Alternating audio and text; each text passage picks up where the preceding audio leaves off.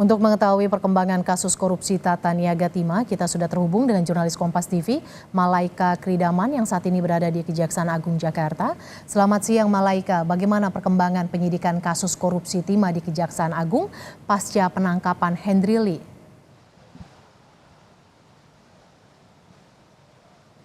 Ya, selamat siang Mercy dan juga saudara. Terkait perkembangan dari pemeriksaan Henry Lee, ini tentunya masih dalam proses pemeriksaan karena memang sejak ditangkapnya Henry Lee tadi malam, setelah ditangkap di bandara ini memang Henry Lee dilakukan pemeriksaan oleh pihak Kejaksaan Agung selama sekitar 1 jam sebelum akhirnya dipindahkan dan akan ditahan selama 20 hari ke depan di Rutan Salemba Kejaksaan Negeri Jakarta Selatan.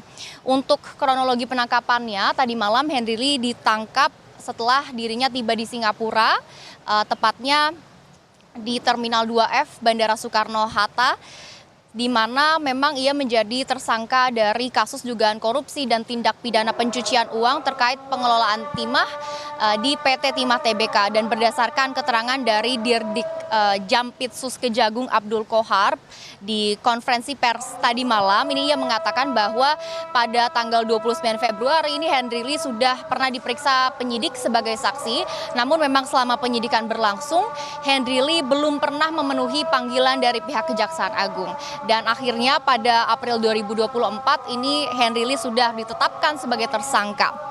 Dan penangkapan Henry Lee sendiri ini terjadi setelah ia diam-diam kembali ke Indonesia karena memang paspornya sudah dicabut oleh pihak imigrasi dan karena izin tinggalnya di Singapura sudah akan berakhir tepatnya pada tanggal 27 November 2024. Dan penangkapan ini juga merupakan hasil kerjasama antara Direktorat Penyidikan Jampitsus dengan jajaran intelijen serta Atase Kejaksaan Republik Indonesia di Kedutaan Besar RI di Singapura.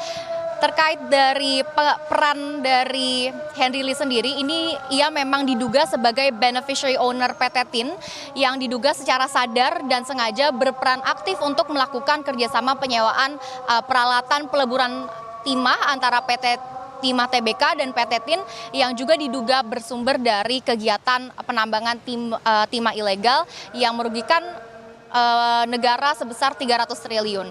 Henry Lee sendiri ini merupakan tersangka ke-22 dari 23 tersangka yang telah ditetapkan oleh pihak kepolisian, di mana setelah ditangkap tadi malam, Henry Lee diperiksa dulu oleh pihak Kejaksaan Agung selama 1 jam sebelum akhirnya dipindahkan ke Rutan Salemba dan akan ditahan selama 20 hari di Rutan Salemba Kejaksaan.